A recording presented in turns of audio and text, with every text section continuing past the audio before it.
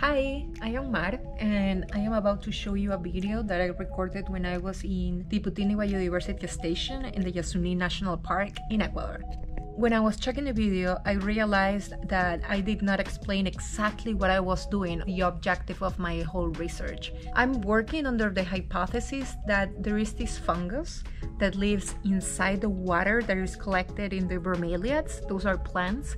And let's imagine a bromeliad like the head of a pineapple. You have leaves that go up and they leave like a cup-looking base.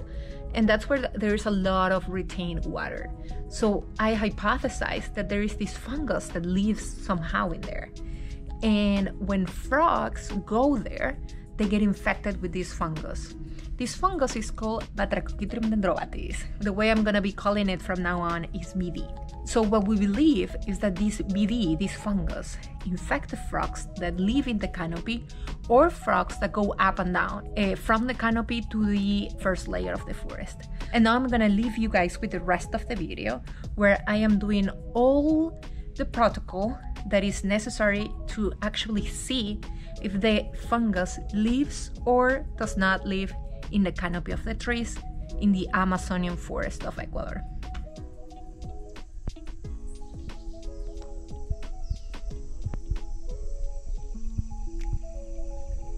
Hi everyone, I am Mar Moreta from Ecuador and I am a nature explorer. Who is recording me is another tree climber, he is Moises Tenorio.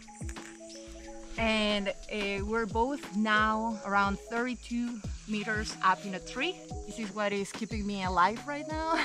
I am getting my samples, so what we usually do is we come all the way up here and we carry these kits. These kits have 2 syringes, 4 tubes, and a pair of gloves. We have to take our climbing gloves out. We change them with our other gloves, these ones.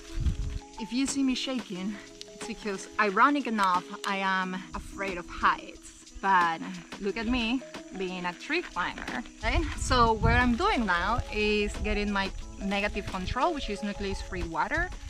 We do this to test our materials and make sure that if we find chytrid fungus in these plants, it is because the chytrid fungus has been here and there are frogs around, and not because we are carrying the chytrid in our materials.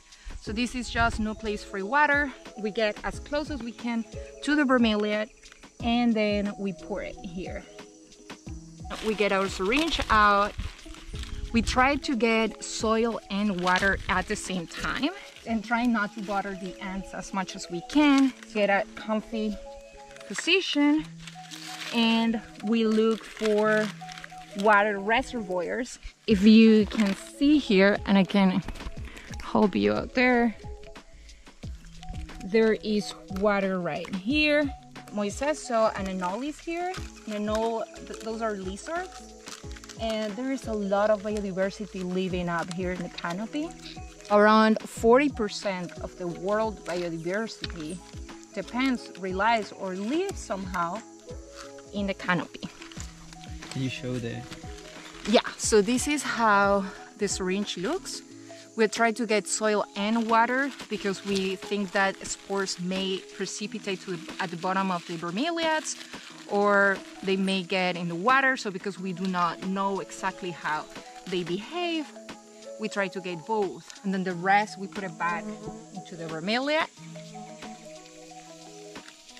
The next thing we do is that we take a piece of tissue from the bromeliad, which is usually just a tip of their leaf, trying not to hurt the plant as much as we can. Those samples are for DNA analysis. One of our last steps is measuring the pH of the water. We put it exactly in the same hole where we took the water from. We count until 30. Ay! That was an ant. One thing here in the Western Amazon is that everything has spines and ants are everywhere. We use this chart to kind of measure as close as we can the pH, and I think this one is 575. And you usually also get all full of war scars. This is our 24th bromeliad, and we take 4 measurements. The width of the bromeliad, the height, the width of the base, and how high we are in the tree.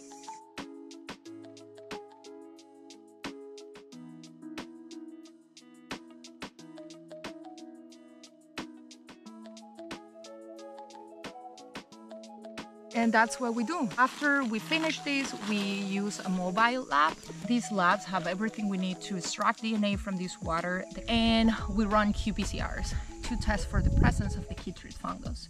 So our hypothesis is that there are some frogs that migrate and go from the forest floor all the way up to the canopy, and they may leave spores in these water reservoirs up in the sky, creating this new source of infection because another frog can come up and then get infected in this water. There are also some frogs that not only go up and down, but there were frogs that just live in the canopy. And because some frogs go up and leave those spores, they spread the disease from the normal forest floor or ground up to the trees. This is what we're studying in different parts of Ecuador. Our mission or our goal is to cross Ecuador all the way from the coast, going up the Andes mountain range and going down to the Amazon. Right now we're in the western Ecuadorian Amazon, and we have 3 more trees to go, and then we are gonna be done with our field season for July. Thank you everyone for watching.